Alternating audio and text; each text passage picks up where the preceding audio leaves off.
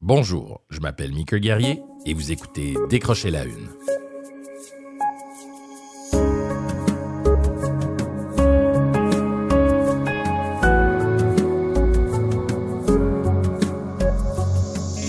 Le complexe résidentiel Habitat 67 fait partie intégrante du paysage urbain de Montréal.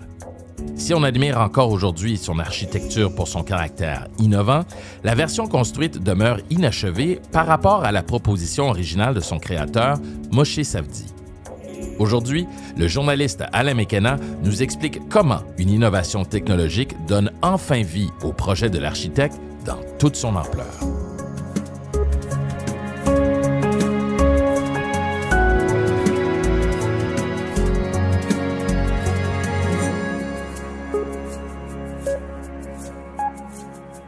Alain Mekena, salut. Bonjour, Mickey.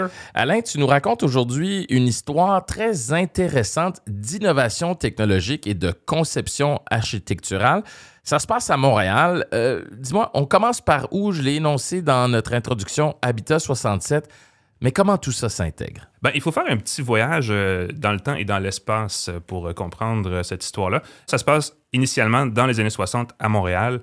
On peut tracer un parallèle avec Montréal en ce moment, là, en termes d'ambiance. Évidemment, tout était à l'époque remis en question, tout était possible. Il y avait une nouvelle génération qui arrivait. C'était un peu la révolution tranquille.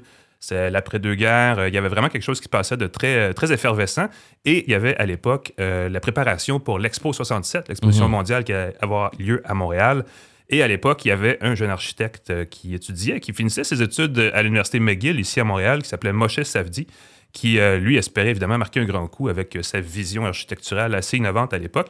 Et il s'est fait approcher avec différentes autres personnes pour former un projet pour cette expo-là.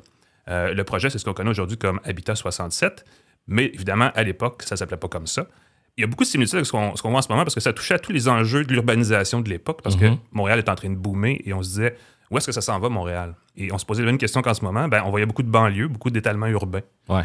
On craignait évidemment que les gens vivent à un endroit, travaillent à un autre, aillent travailler ou se divertir ailleurs encore plus.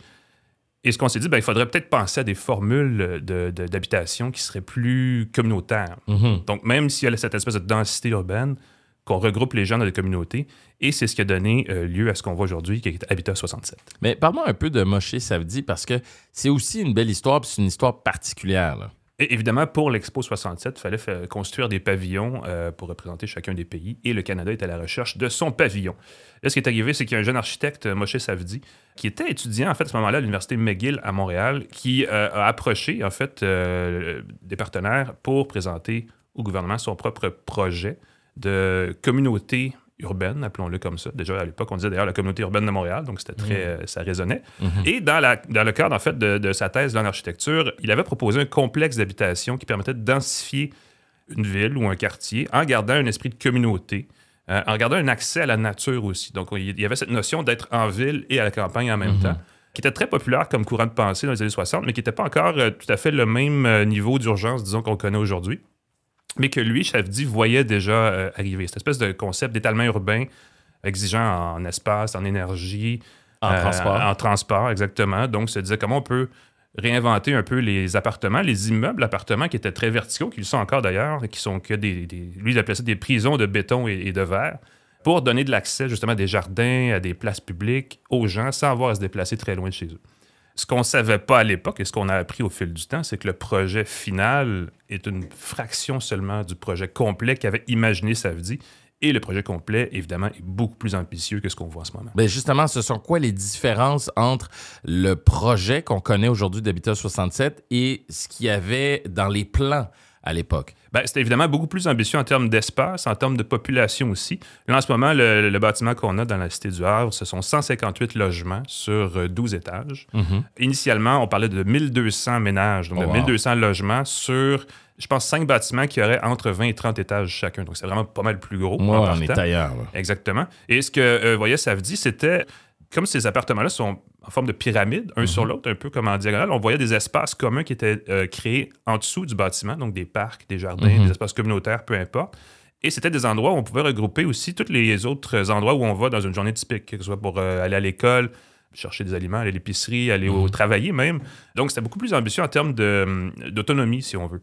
On pouvait vraiment faire la plupart des choses comme ça dans une journée, mais à proximité. Et qu'est-ce qui fait que ça n'a jamais été complété à la hauteur du projet de M. Savdy? Bien, évidemment, il n'y a pas eu le budget qu'il espérait avoir pour réaliser tout le projet de la part d'Ottawa, parce que c'est le gouvernement fédéral qui finançait son projet.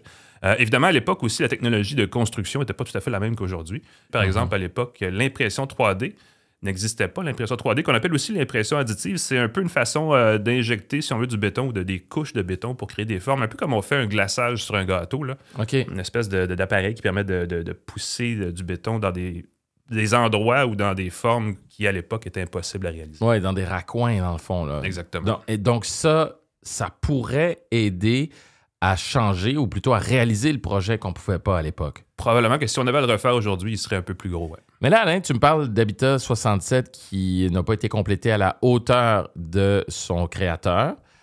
Tu me parles aussi d'une nouvelle technologie qui permettrait de réaliser ce qu'on avait en tête, ce que M. Savdy avait en tête pour Habitat 67. Est-ce que tu es en train de me dire qu'on va réaliser le projet et qu'on va l'agrandir? En fait, je vais te dire qu'on a déjà réalisé le projet et qu'il est déjà existant dans sa splendeur imaginée par Savdy à l'origine, sauf que c'est dans le monde virtuel. Ah, voilà. Okay.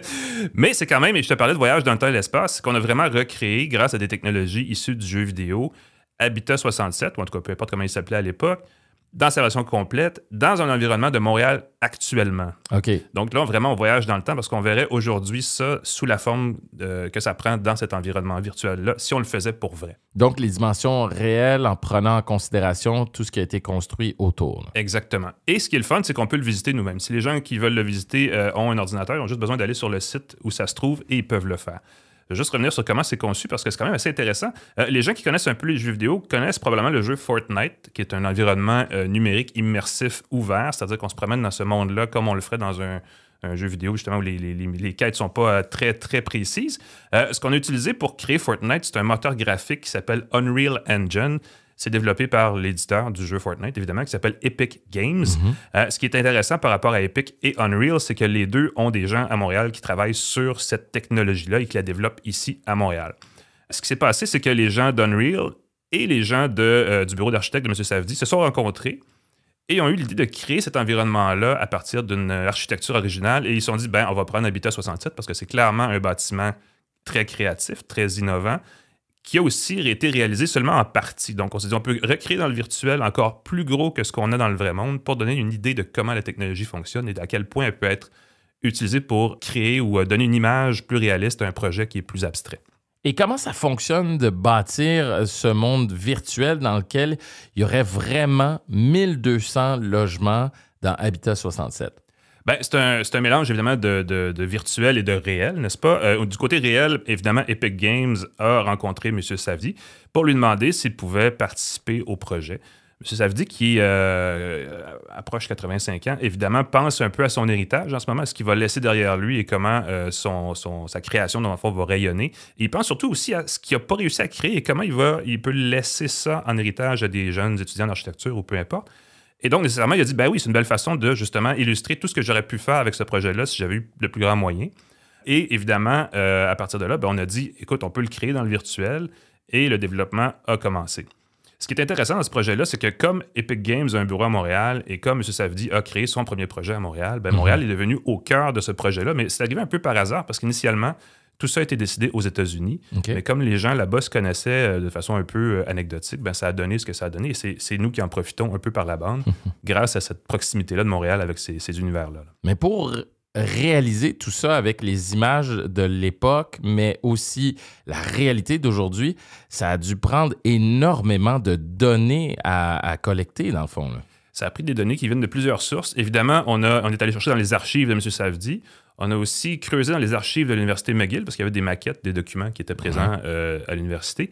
Et on est allé aussi visiter Habitat 67 tel qu'il existe en ce moment à la Cité du Havre avec, entre autres, des drones, donc des outils de numérisation qui permettaient de capter, de prendre des photos, des mesures, tout ça du bâtiment actuel pour évidemment extrapoler à partir de là vers le projet complet. On a aussi numérisé des appartements. Notamment, on a recréé l'appartement original de M. Savdy à l'intérieur d'Habitat 67 pour le recomposer dans le virtuel. Et tout ça, c'était pour arriver à une expérience immersive où on peut visiter en virtuel ce nouvel Habitat 67 dans sa version imaginée à l'origine.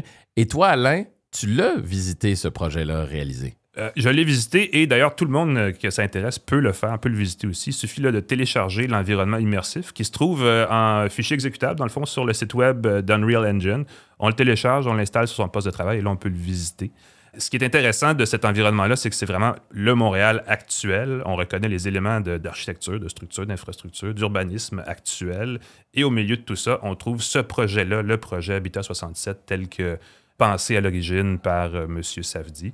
On voit le signe de Farine Five Rose à côté, donc on reconnaît l'endroit. C'est un mélange vraiment d'architecture de l'époque dans l'environnement moderne, donc c'est assez intéressant et ça fait rêver beaucoup parce qu'évidemment, c'est dans un rendu graphique extrêmement convaincant, pas loin d'être très réaliste.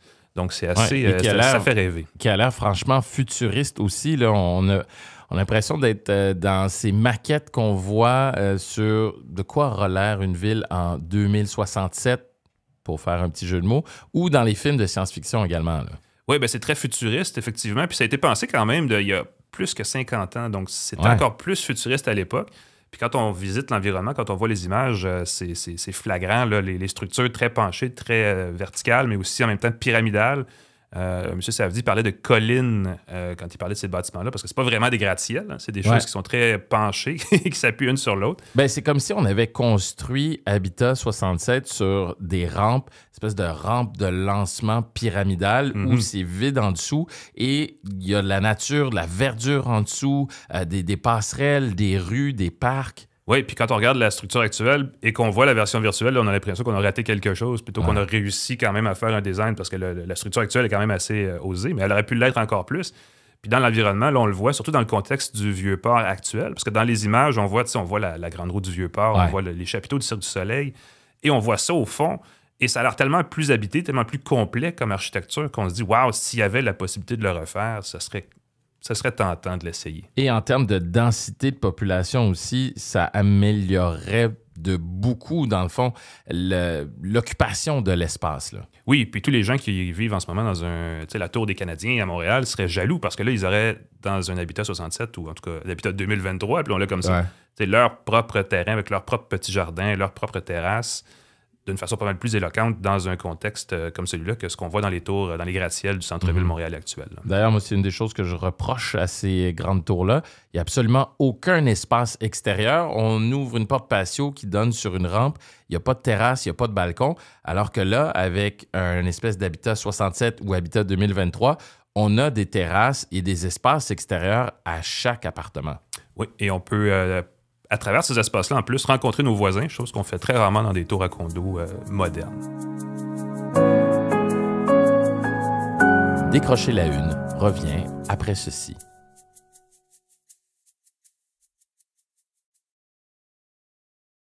C'est vraiment fascinant tout ça et je peux comprendre l'intérêt pour des spécialistes de techno comme toi ou des amateurs d'architecture comme moi, par exemple, des amoureux de Montréal. Mais c'est quoi l'intérêt pour une entreprise comme Epic Games de sortir cette technologie-là du monde du jeu vidéo et de l'appliquer au monde de l'architecture et de la conception des villes? Bien, il y a un intérêt commercial évident, c'est-à-dire que ce qu'on démontre à travers ce projet qu'Epic a appelé le projet Hillside, là, c'est comment le moteur d'Unreal Engine peut servir ailleurs que dans le jeu vidéo. On n'a pas besoin d'expliquer aux amateurs de jeux vidéo ce qu'Unreal Engine permet de faire. On a juste à citer Fortnite, évidemment, mais il y a plein d'autres jeux aussi, plein d'autres environnements qui ont été créés grâce à cette technologie-là. Et là, ce que les gens d'Epic se sont aperçus, c'est qu'ils se sont dit, bon, maintenant qu'on a un peu pris cette part de marché dans le jeu vidéo, qu'est-ce qu'on peut faire ailleurs? Et ça a pris d'ailleurs un jeune architecte engagé il y a 2 ans pour faire réaliser que dans l'architecture, c'était évident parce qu'on peut créer dans un espace virtuel des bâtiments, des structures de très grande ampleur qui sont faciles ensuite à visiter et à voir de très près, d'une façon plus réaliste qu'une maquette ou qu'une esquisse. Donc, ça permet de mieux transposer la vision d'un architecte ou d'un designer à quelqu'un qui voudrait soit le financer ou l'aider à concrétiser son projet. Et ce que les gens d'Epic me disaient, c'est qu'un peu par la bande aussi, ils se sont rendus compte qu'il y avait une belle application du côté de l'éducation pour leur technologie, que ce soit pour des futurs architectes ou des designers de tout genre, mais aussi ne serait-ce que pour juste permettre à des gens de visiter des lieux soit qui existent ou qui sont inaccessibles ou qui n'existent pas, mais qui seraient quand même très, très, très importants ou qui permettraient d'apprendre des choses dans le cadre de leurs études. Là. Et comme architecte, est-ce que Moshe Safdie pense que cette technologie aurait convaincu le gouvernement, par exemple, à l'époque, de lui accorder l'argent nécessaire pour sa vision? Parce que l'enjeu est aussi là. Bien, déjà, au début, la technologie a convaincu M. Safdie que s'il avait à le refaire aujourd'hui, il le referait. Donc ça, c'est un gros point, un gros pas en avant, si on veut, pour la technologie, en tout cas. Il y a un partenaire de M. Safdie chez une agence qui s'appelle le Neoscape, le directeur du projet, en fait, qui s'appelle Ryan Cohen, dit que lui est convaincu, évidemment, qu'avoir présenté ça à l'époque dans cet environnement-là numérique et virtuel, ça aurait fait la différence. Évidemment, c'est une meilleure façon d'exprimer ce qui était toute l'ambition de ce projet-là. Faut le voir, évidemment, en visitant le projet Hillside. Là, c'est assez convaincant. C'est pas mal plus convaincant qu'une maquette en 2 dimensions. Évidemment, bon, il y aurait aussi des enjeux, parce qu'on en parlait tout à l'heure, le projet Hillside, ou le projet, en fait, d'Habitat 67, à l'époque, répondait à des questions qui sont encore plus criantes aujourd'hui en termes d'urbanisme, que ce soit le développement urbain là, accéléré de nombreux quartiers où on fait qu'ériger des grandes tours très verticales en acier et en verre, l'absence d'espace vert dans les zones plus urbaines, la distance entre où les gens vivent, où les gens travaillent, où les gens se divertissent, et ainsi de suite. Donc, il y aurait évidemment plusieurs bons arguments pour relancer un projet comme celui-là. Ce que M. Safdie dit, c'est qu'il constate la croissance que connaît Montréal, et c'est pas la seule ville dans le monde qui a une croissance comme celle-là. Et ce qu'il aimerait, c'est d'un peu plus d'audace des décideurs pour justement créer des espaces où l'architecture est plus présente. Comme il le dit lui-même, ça ferait un peu pitié qu'on continue de faire la même chose qu'on fait depuis 50 ans. Il disait, ce serait plate qu'on fasse business as usual parce qu'on rate vraiment des occasions de corriger des problèmes qui sont de plus en plus grandissants dans des situations, dans des zones urbaines comme Montréal. Et à la base, quand on a un projet comme le projet Hillside, on a également un architecte qui participe à ce projet-là aussi et qui se dit, eh bien, voici ma vision. Effectivement, c'était plus ce qu'on réalise aujourd'hui grâce à la technologie qui est le projet original, celui que j'avais en tête. Est-ce que les villes pourraient s'en inspirer, comme tu le disais, pour se développer à long terme? Bien, elle le pourrait certainement. M. Safdie n'est pas le seul, mais les architectes connaissent en ce moment beaucoup de succès en Asie, par exemple en Chine et à Singapour, où M. Safdie a d'ailleurs construit plusieurs de ses bâtiments les plus iconiques. Parce que là-bas, on a cette réflexion-là sur comment combiner différentes formules urbaines, rurales, et ainsi de suite, dans un seul bâtiment. Les grandes villes occidentales sont un peu plus frileuses, les grandes villes nord-américaines sont un peu plus frileuses, et Montréal est un peu frileux aussi en termes d'architecture. Donc, ce serait peut-être l'occasion, si ce projet-là connaît l'engouement espéré, que ça fasse penser, que ça fasse réfléchir les décideurs pour justement oser construire ou céder des espaces à des constructions comme celle-là qui sont un peu plus audacieuses, un peu plus osées et qui visent un peu plus à corriger des problèmes qu'on ne corrige pas en ce moment, là, de mobilité, d'accès, de proximité et ainsi de suite. Est-ce que ça pourrait permettre d'éviter les problèmes aussi au lieu de les corriger, mais avant même que les projets voient le jour, qu'on puisse prévoir les problèmes, les enjeux d'urbanisme et qu'on puisse les régler grâce à la technologie? Ça pourrait les prévenir certainement. On a juste à regarder le quartier Griffintown qui a été érigé assez rapidement, en fait, mais qui a été mal conçu. Donc, on a oublié de mettre des espaces pour des parcs, des écoles, des épiceries, des dentistes, des choses comme ça. Et on s'est rendu compte seulement après que la plupart des bâtiments ont été construits qu'on avait oublié ça. Donc là, il a fallu rétro-pédaler et recommencer un peu certaines planifications. Bien, si on conçoit des espaces comme celui-là qui pensent déjà à toutes ces choses-là, on règle en partie un problème qui surviendrait seulement plus tard. En tout cas, on espère que cette technologie-là va faire œuvre utile, mais surtout que notre belle ville de Montréal saura en profiter. Alain Mekena, merci. Ça fait plaisir. C'est ce qui conclut notre épisode d'aujourd'hui. N'oubliez pas de vous abonner à Décrocher la Une sur votre plateforme d'écoute préférée. Vous pouvez aussi nous joindre via l'adresse courriel balado@ledevoir.com. Je m'appelle Mika Guerrier. Ce balado est réalisé par Xavier Cronstrom-Richard. À la recherche, Marie-Ève Brassard. Notre thème musical est signé par Alexis Lina. Merci beaucoup d'avoir été des nôtres. On se retrouve lundi.